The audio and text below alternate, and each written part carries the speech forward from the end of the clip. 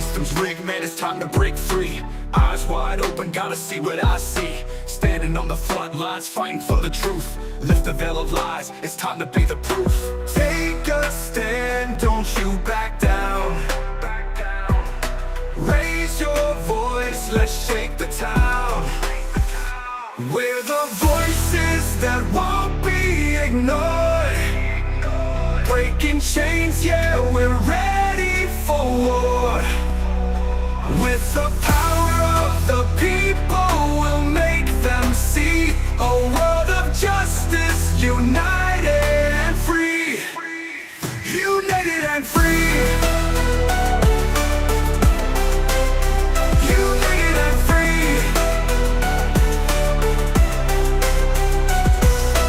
Marching with a purpose, we're taking it higher.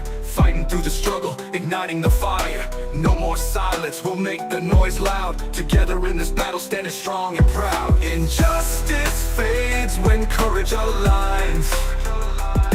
Rise up together, break the confines. We're the voices that won't be ignored. Breaking chains, yeah, we're ready for war.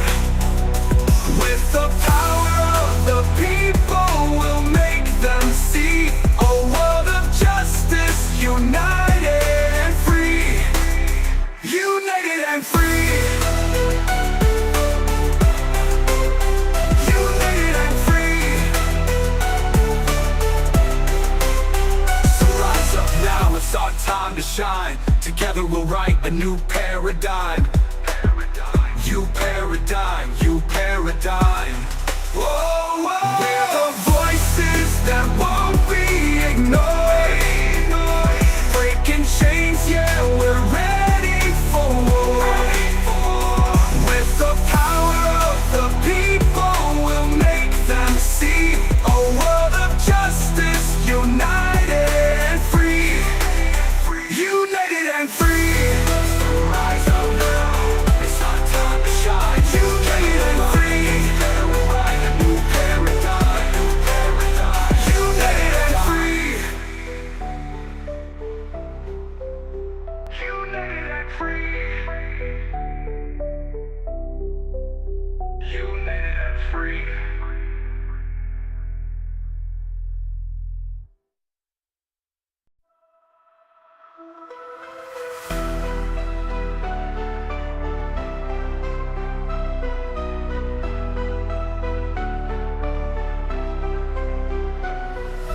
The system's rigged, man, it's time to break free. Eyes wide open, gotta see what I see. Standing on the front lines, fighting for the truth. Lift the veil of lies, it's time to be the proof. Take a stand, don't you back down. Raise your voice, let's shake the town. We're the voices that won't be ignored. Breaking chains, yeah, we're ready for war. With the power of the people, we'll make them see a world of justice, united and free. United and free. United and free. Marching with a purpose, we're taking it higher. Fighting through the struggle, igniting the fire. No more silence, we'll make the noise loud. Together in this battle, standing strong and proud. Injustice fades when courage aligns. Rise up together, break the confines. Around Quinton and Leilani together. Yes, sir. And during those times, did you ever see her treat him in a way that upset you? Yes, sir. Can you tell us about any of those times?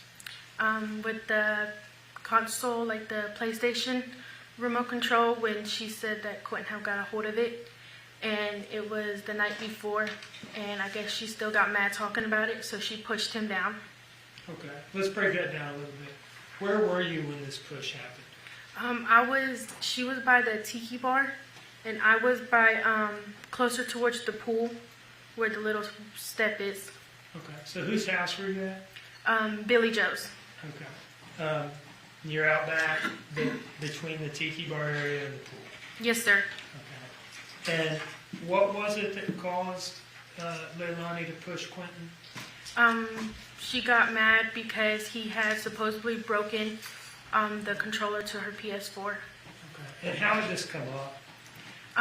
When I walked up, I asked her if I could get Quinton, and she said yes, please take him. And then she just led off the conversation because he got a hold.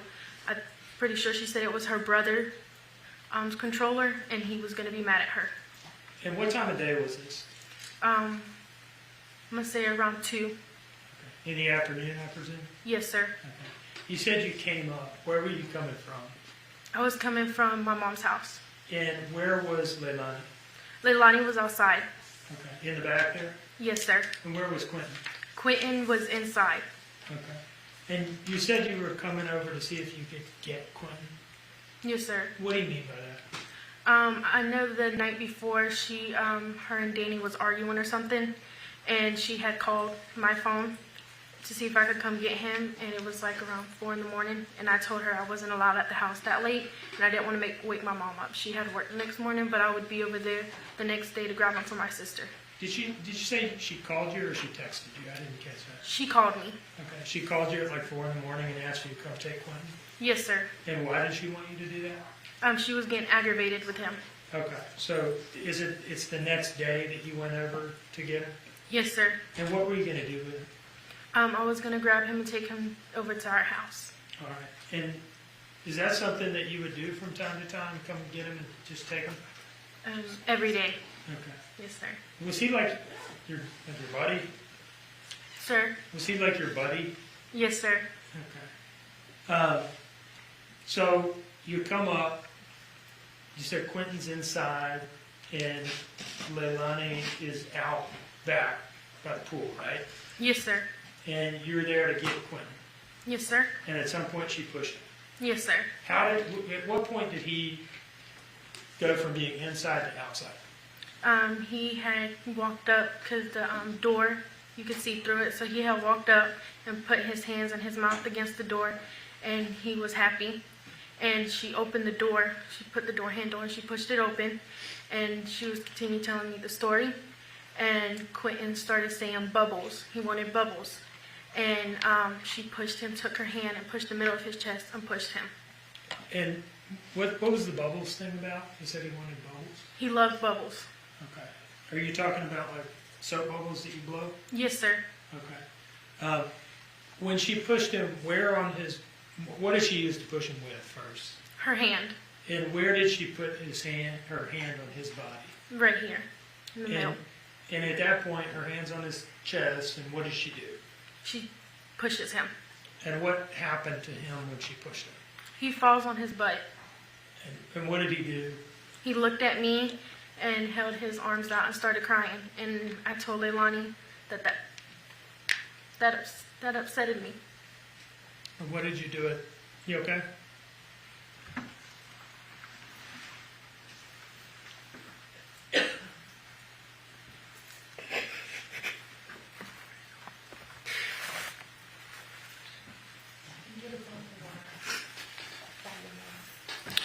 I'm good, I'm sorry.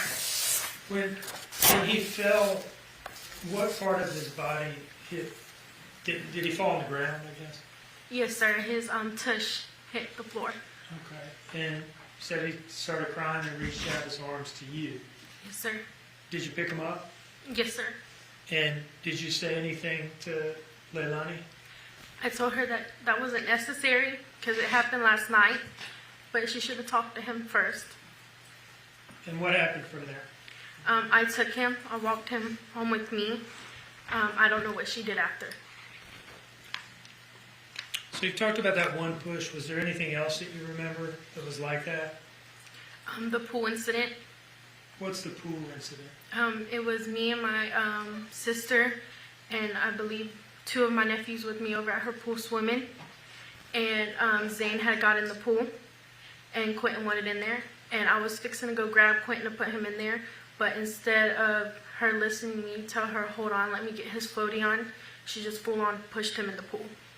Pushed him with what? Her hand. And where on his body did she make contact with him? The back. Like middle of the back, upper back, lower back? The middle. Yes, Okay. sir. And she just pushed him into the pool? Yes, sir. And he didn't have any floaties on, it sounds like? No, sir. Okay. Was he able to swim at this point? No, sir. What happened once he was pushed into the pool? He went underwater, and when he came back out, he caught his breath, trying to catch his breath, and then he started crying. Was he coughing or anything? Yes, sir. And how did Leilani react to that?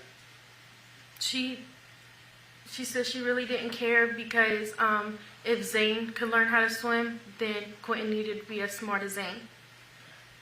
Now, what did you do when Quinton came up and was coughing and crying? I looked at my sister and I told her I'm going home, and then that's when I asked Leilani, I said, can I take Quinton home? She said, yes, I don't care. And how were you feeling at that point? I was mad because wondering in my head how she could push him in the pool knowing without any floaties and knowing he can't swim at all. How was Quinton as you were walking home with him? Did you dry him off or anything first? Or? I did dry him off. I wrapped him in a towel and he laid his head on my shoulder.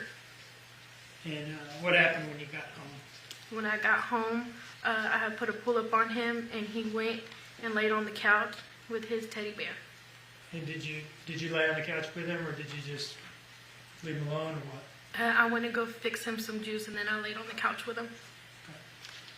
How long did y'all lay there?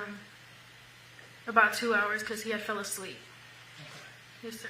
Did you take a nap there with him? No, sir, because I was afraid I was going to squish him if I fell asleep with him. Anything else you remember that was like those two things? Other than her getting mad at him with the stairs and stuff.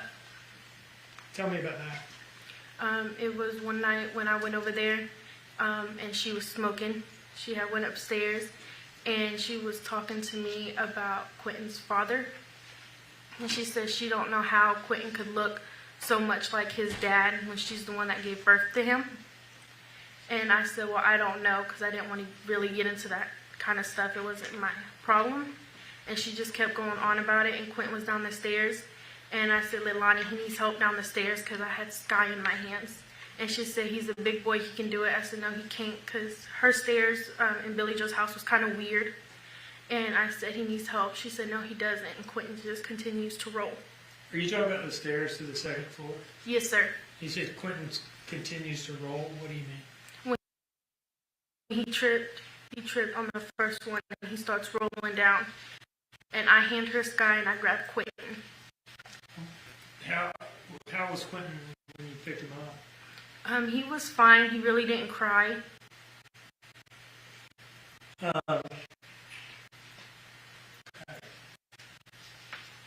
Anything else you remember that was like that? No, sir.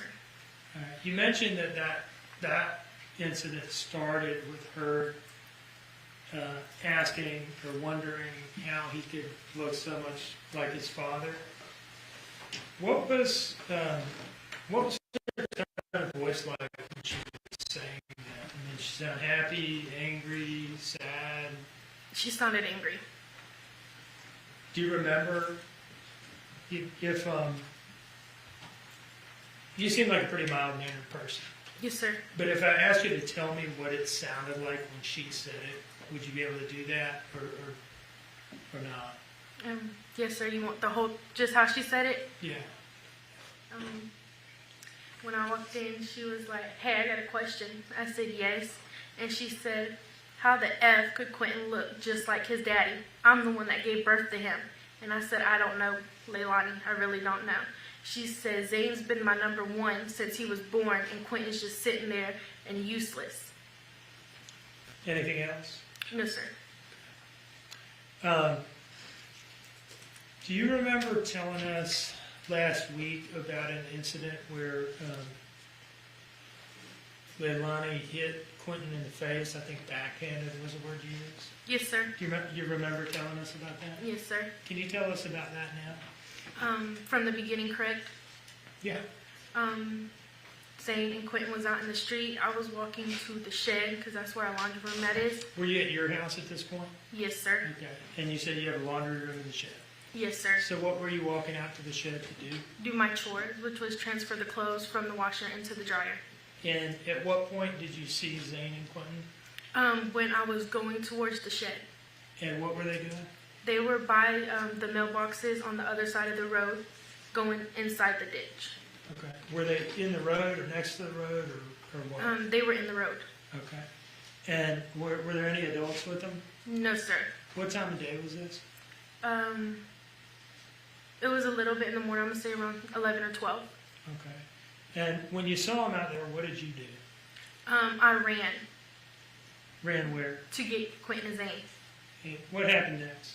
As I was going to get them, there was a white car passing with a lady inside of it. I'm sorry to stop you. I don't mean to interrupt you because you asked from the beginning, and I did say yes, right? Yes, sir. But I don't want you to tell us anything about what anybody said to you other than things that the defendant said to you, okay? Yes, sir.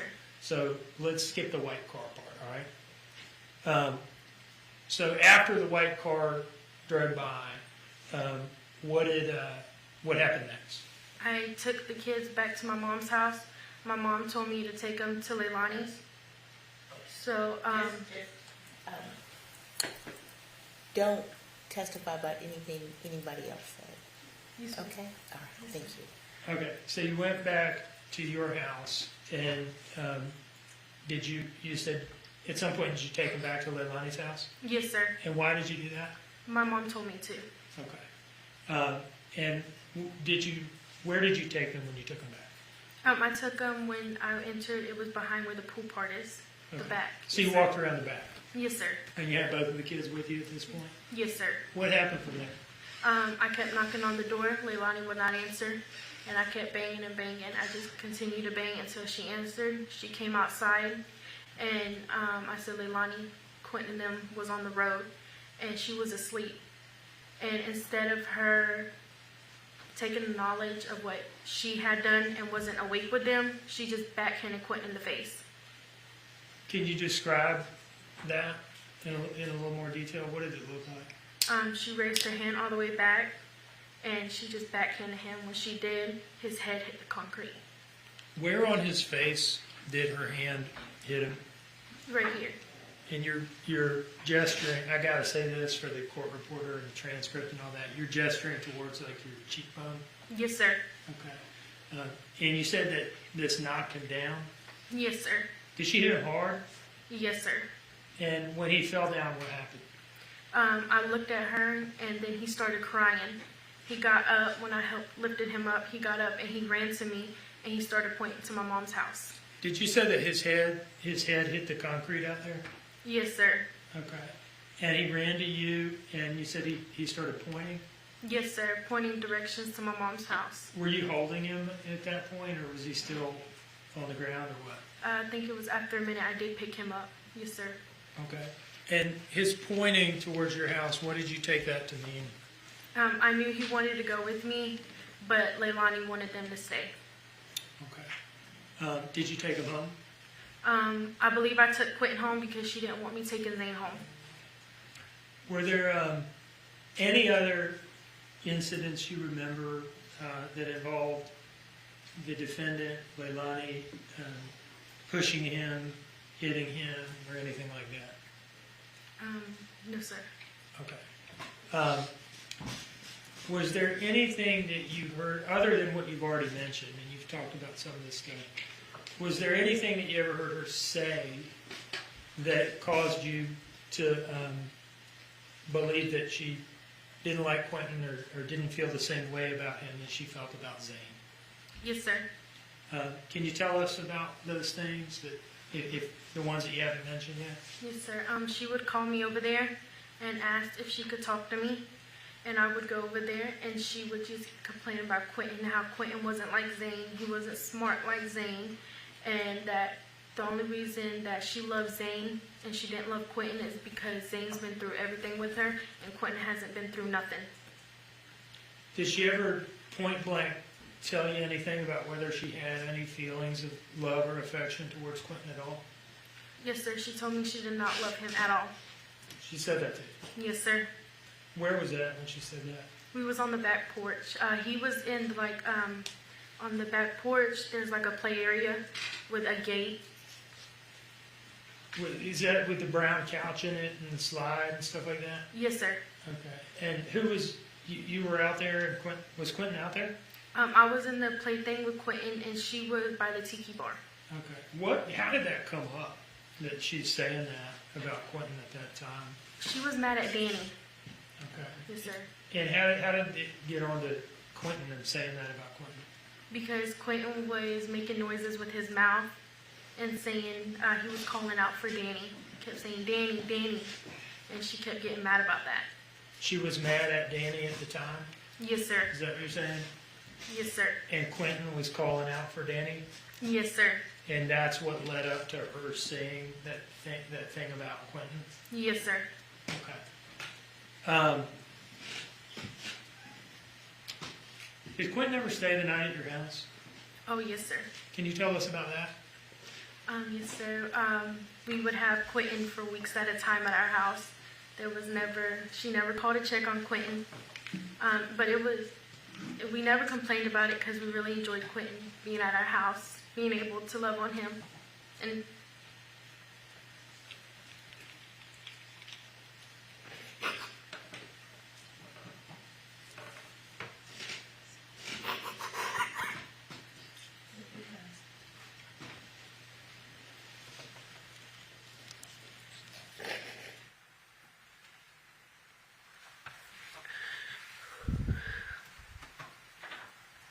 I'm sorry. You miss him? Yes, sir. Think you're ready to be done with this now? It doesn't matter. I'm fine. You sure? Yes, sir. Okay. Were there times where Quinton would sleep over at your house, but the other kids wouldn't? Yes, sir. How did that come about? How did that happen? When Leilani would say she's coming to pick up the kids, she would be like, oh, I'm coming, or Danny's coming to pick up the kids. Quinton would never want to go when it was her. So she was like, he could just stay here, it's fine. How was Danny with Quinton and the kids? Danny loved the kids a lot. He was good with them. He treated them how they were supposed to be treated. No further questions, Your Honor.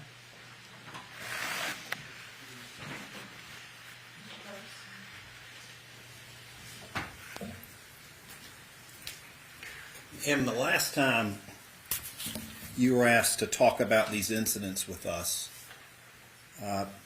you noted that these incidents happened in May, June, and July of 2022. Is that correct? I didn't say, I said I didn't know the exact months. Okay, well, the different incidents we've talked about. Yes, sir. All the incidents that you named, can you tell me when they happened? No, sir, I cannot. Okay. And when you saw them happen, the things that you've described here in court, did you call anybody like the police? No, sir, I did not. Did you call anybody like DFAX to report Leilani? No, sir, I did not. The PlayStation controller push you described, he fell back on his bottom. Yes, sir. Okay. Did you see any kind of a bruise or a mark or a cut or anything on Quinton as a result of the push you say you saw? Not at the time, no, sir. And the pool incident, obviously that was in the warmer months, but you can't say when that happened either, can you? I know it was in summer sometime, but I don't know the exact month. Okay. And in Savannah, summer can be a pretty long time. Yes, sir. Same question as before, did you call the police about it, or DFAX, or any authority to report Leilani Simon? No, sir, I did not. The stairs incident, I think he went down the stairs and you got to him, but he didn't cry, did he? Not for long. He didn't really let out a long one. And you didn't see any marks or injuries or bruises? Yes, sir, I did. Okay, what kind? It was a bruise on right here by his head. Okay. Now the roadway incident, Yes, sir. Okay. As I understand it, you were at your house and you saw the boys out there near the road. Yes, sir. All right. And you went there. Actually, you ran to them, did you not? Yes, sir, I did. Because you recognized kids in a roadway with cars going by can be a very dangerous situation, can't it? Yes, sir. And it can be very upsetting. Yes, sir. And you knocked on the door but couldn't get an answer right. Yes, sir. Do you have any idea how Zane and Quinton then got out of the house on their own? Zane knew how to open doors. Okay. Yes, sir.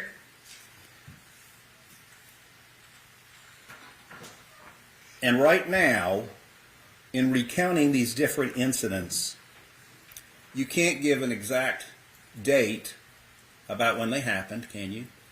No, sir, I cannot. And we've already established you didn't call the police about it, call any authority, or any defects to report what happened. No, sir, I did not. Thank you. Yes, sir. Mr. Dean, can you read the record? When these things would happen, was there anybody you tell? I would tell my mom. No further questions. Ms. McCarter, you're excused. Thank you.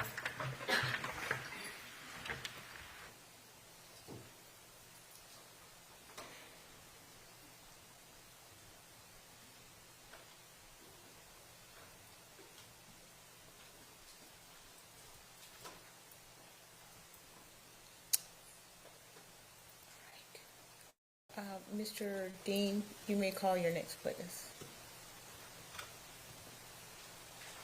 Is this the witness that's expected to take some time? Yes, ma'am. On second thought, maybe we'll take a stop. So, ladies and gentlemen, I am going to excuse you for the evening. We're going to reconvene tomorrow morning at 9 o'clock a.m. I think by now you know the routine. I will instruct you not to discuss the case, not to do any research, not to allow anyone to discuss the case around you. Please do not consume any media regarding this case. All right. And with that, you're excused. Jurors exiting.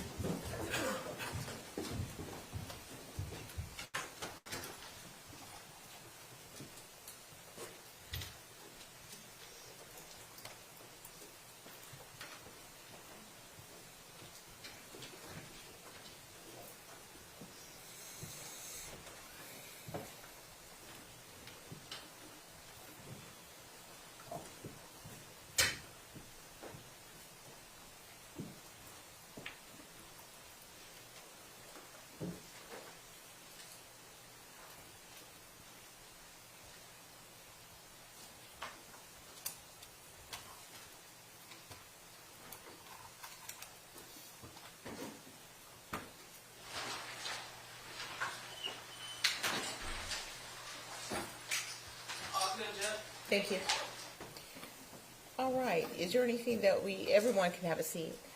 Is there anything that we need to take up before we stop for the evening? From the state? I don't think so, Your Honor. Nothing that comes to mind. Mr. Hilliard? Nothing from the defense, Judge. Okay. We'll start up again in the morning at 9 o'clock a.m. At this time, we are in recess.